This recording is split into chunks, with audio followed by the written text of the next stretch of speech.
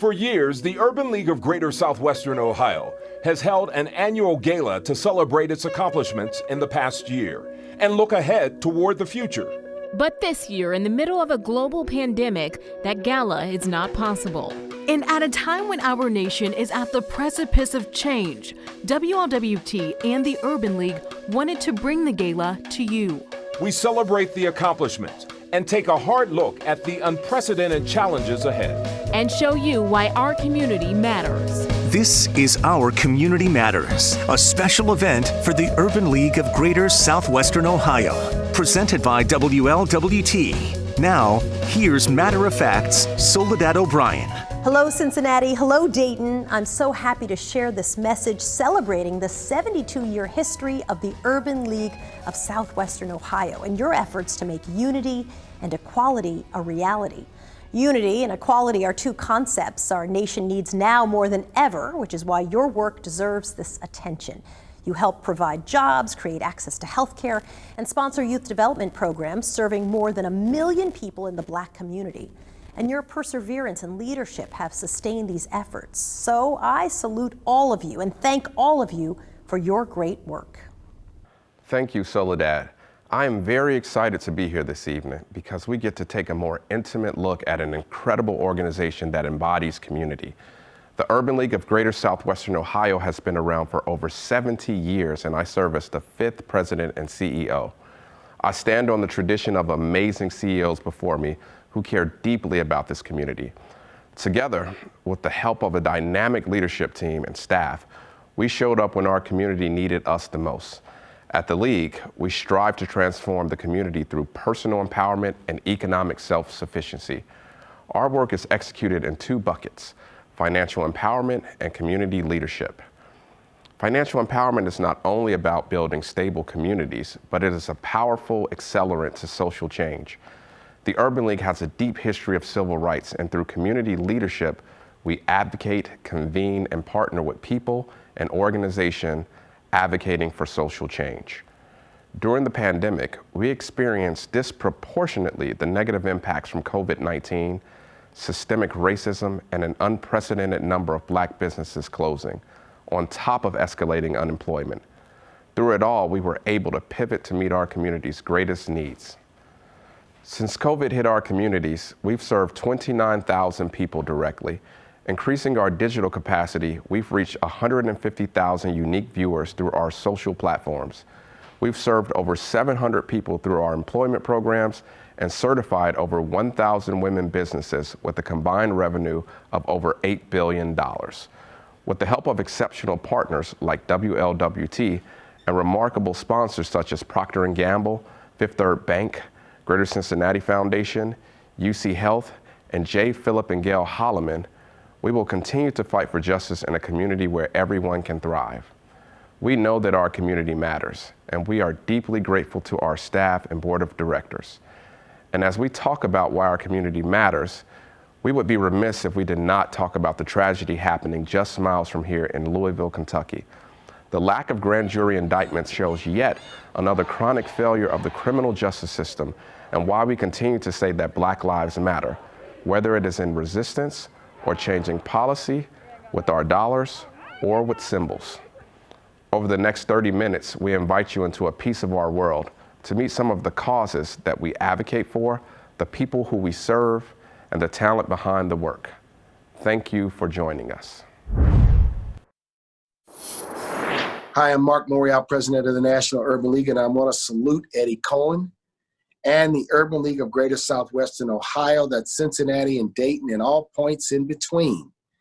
Thank you for empowering communities, changing lives, and being on the front lines in the fight to end the pandemic of COVID, the pandemic of economic inequality, and the pandemic of structural racism and racial injustice. And remember, please text UL Donate to 797979. Keep pushing. God bless. Thank you very much. Over the last 70 years, the Urban League of Greater Southwestern Ohio has seen a long line of exceptional leaders, starting with the original president and CEO, Joseph A. Hall, who brought the Urban League to Cincinnati. He was followed by Dewey Fuller in the late 80s.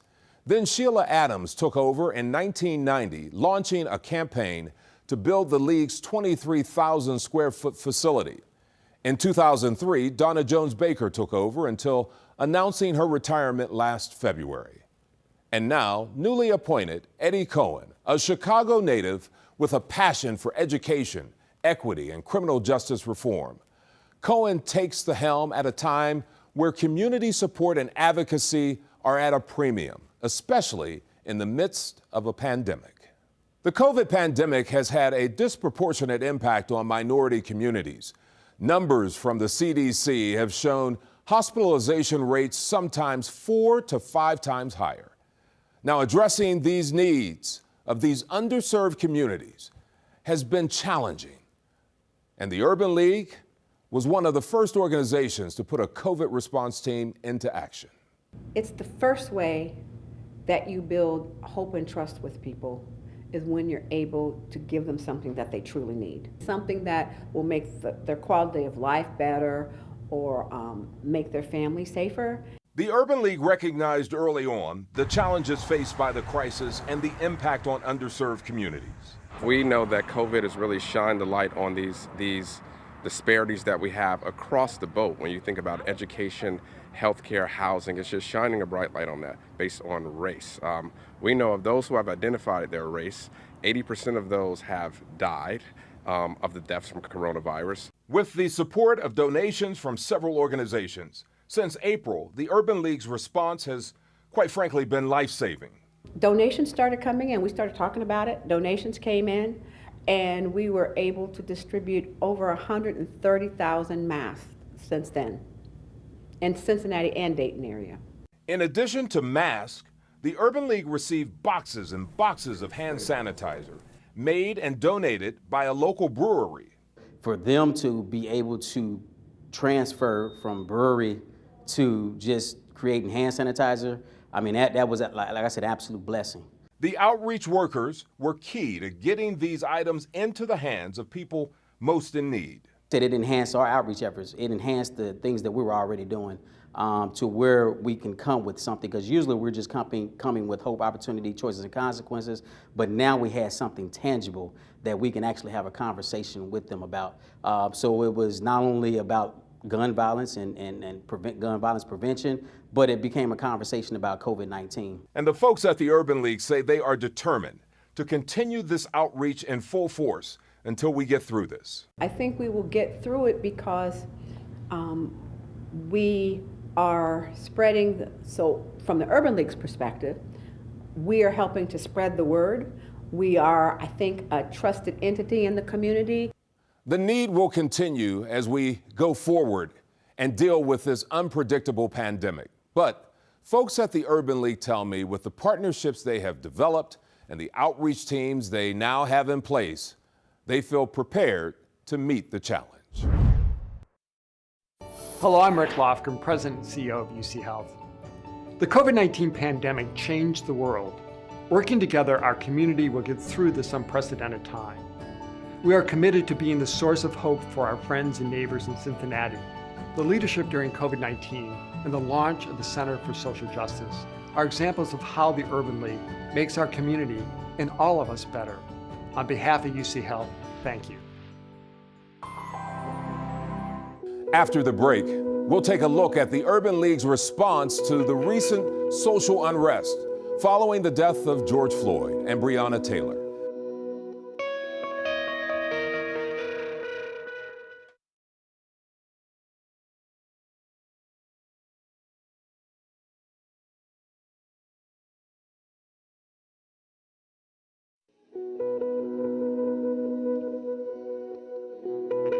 Samir Garrett, Cincinnati Reds left-handed pitcher.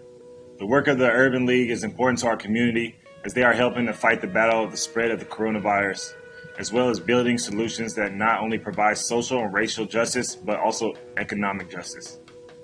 I support the great work that the Urban League is doing in our local community and will continue to use my platform to fight for social justice for Black people. Following the death of George Floyd at the knee of a Minneapolis police officer and civil unrest nationwide, the response in our region was swift, especially by the Urban League. Local philanthropist and current board chair J. Philip Holloman and his wife Gail gifted the Urban League $1 million to establish the Center for Social Justice. The goal: police reform and police accountability. I can't breathe. For 8 minutes and 46 seconds, the world was able to witness the life being taken from George Floyd as he laid on the ground while Minneapolis police officer Derek Chauvin kneeled on Floyd's neck. Now with cell phones and body cams, we are actually seeing what has been happening for years. 700 miles away here in Cincinnati, philanthropist J. Philip Holloman decided he had seen enough and the time to act was now. The Hollomans donated $1 million to the Urban League of Greater Southwestern Ohio to start the Center for Social Justice. Ultimately, we want to see action, right? So yes, absolutely. Training is very important.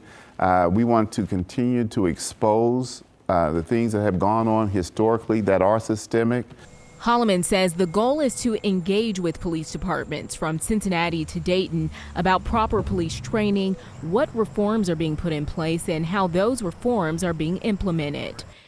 At the head of the Center for Social Justice is civil rights attorney Raquel Howard Smith.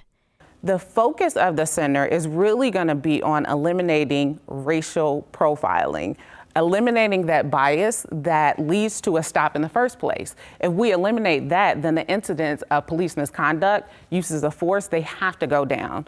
Howard Smith says they will be intentional in working with the communities directly impacted, so the solutions will come from those in these communities. Communities, are full of taxpayers. They're the boss, so they should have oversight over law enforcement departments, what they're doing, where funds are allocated. For communities impacted by police brutality and systematic racism from Cincinnati to Dayton, the Center for Social Justice will act as a shield, an institution of action and protection. When we see a police officer, we should not be thinking about what that person may do to me. We ought to be thinking about they're here to help.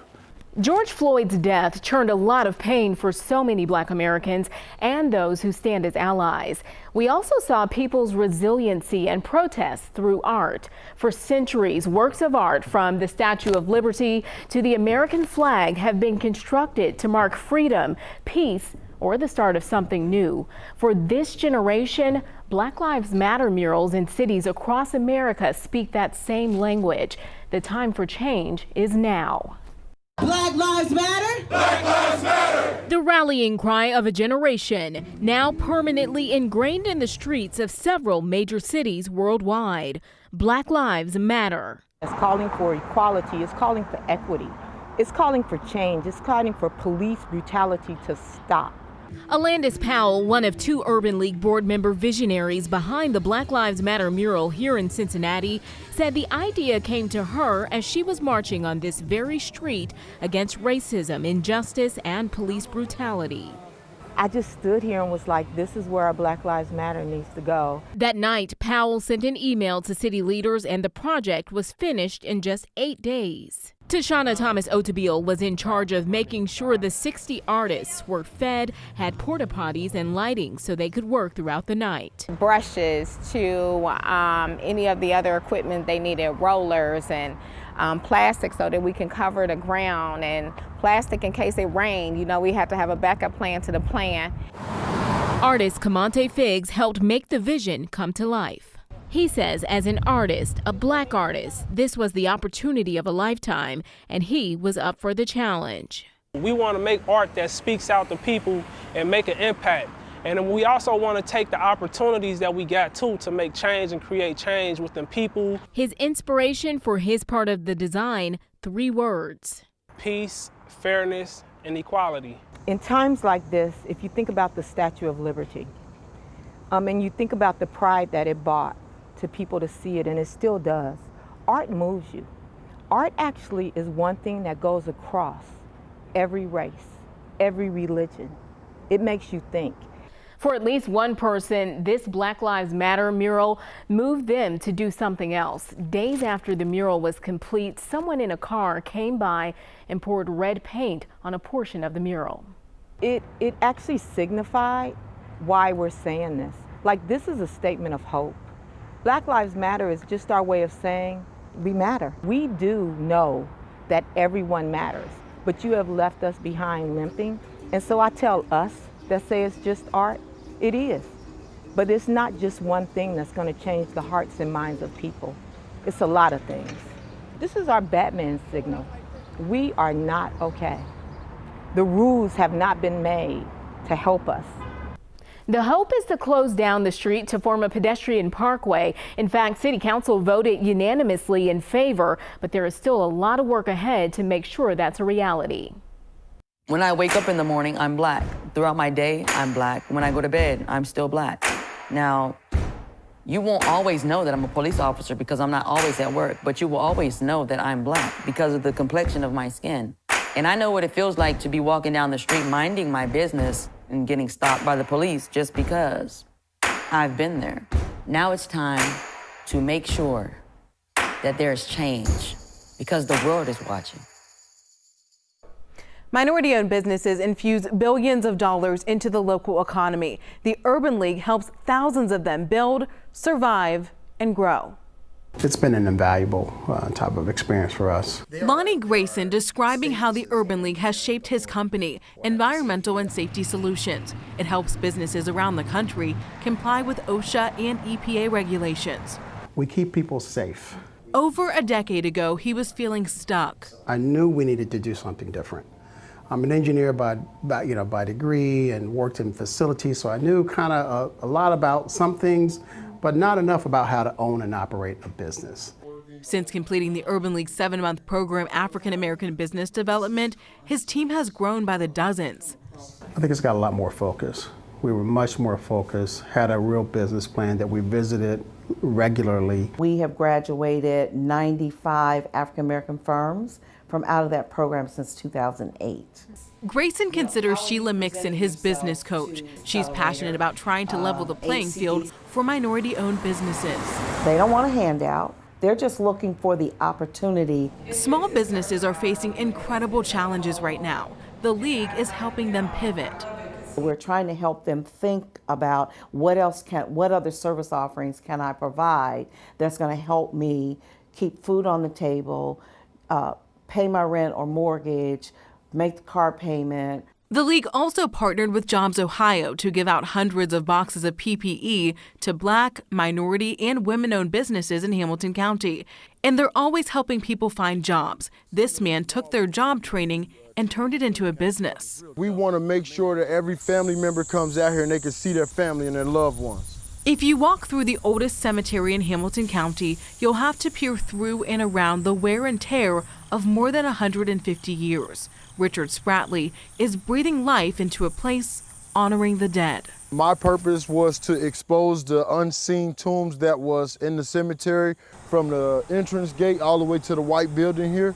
He's been doing much needed maintenance and landscaping at the Union Baptist Cemetery, a final resting place created in 1864 for prominent African Americans, former slaves, and members of the Underground Railroad. And I still didn't know how much history was actually sitting in the cemetery. Spratley is passionate about the project. Clinton Ward, how you doing, sir? And the path that got him here. He graduated from the League's SOAR program in 2013, then Construction Connections. He credits those programs with helping him launch his own home repair and property management business. Just to get an opportunity to get a step ahead or be better. But times are hard. Many businesses are laying off workers, cutting jobs, or freezing hiring efforts to keep their doors open. After the break, how one young woman is launching a new career in the midst of a pandemic with the Urban League's help. Good evening.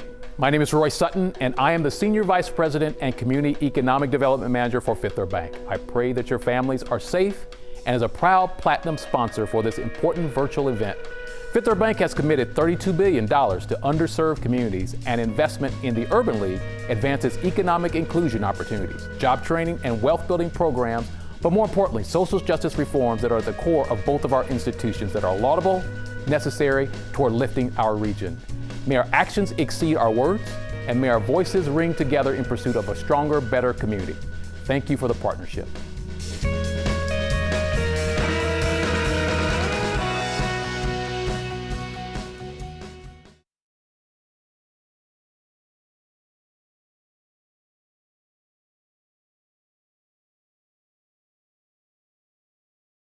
For decades, Greater Cincinnati Foundation has had a broad perspective of our region, sharing ideas and sparking action. And with our ongoing commitment to racial equity, we bring community members together to educate, connect, and collaborate so Cincinnati can soon truly be a place of hope and possibility for all. We want sustainable, systemic change, and we do that through engagements that encourage people to explore, discuss, and share. Now is the time. This is the work of our generation. The Urban League offers extensive job training, giving people the skills and competitive edge to navigate today's workforce, especially at a time that so many are out of work. Working with mentally disabled people, it really humbled me. She's caring, passionate, and driven, and at just 20 years old. I know what I want for my life, and because college didn't work, so I can't just sit down, not do anything. Cornea Henderson knows what she wants, and she's working to get it. Right now, she's a home health aide. I do things like doing their hair, doing their makeup, or with elderly people, I definitely do their makeup and stuff like that, just so they can feel beautiful. One day, she wants to bring that positivity as an RN to a floor at Cincinnati Children's Hospital. To take care of people, to heal people, to help people. I have a passion to encourage people and have a very uplifting spirit. In the middle of the pandemic, Henderson took the first step in advancing her career. She joined the Urban League and got connected with the SOAR program. My favorite part was learning about budgeting. Taking full advantage and not allowing anything to get in her way. I just sat there with my phone. I don't even have a computer, I have my phone. Only 52% of Black households have a computer or tablet, compared to 82% of white households.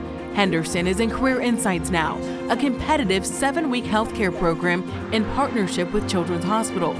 If she completes it, she's guaranteed an interview at Children's. The Urban League is a family to me. And one day, she says she'll pay it forward. I want to actually one day be a part of the Urban League and become a job developer as well, because I know how much of an impact that Miss Quinette Brown, Raymond Fowler, Miss Ashley, all of them have on my life, and I want to do that in someone else's life too. If you or someone you know is interested in registering for Employment Connections or the SOAR program, just go to ulgso.org.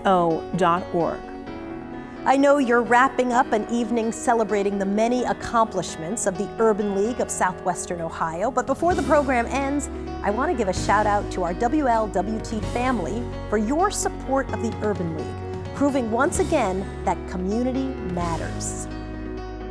Thank you, Soledad. Tonight could not have been possible without contributions from the following organizations.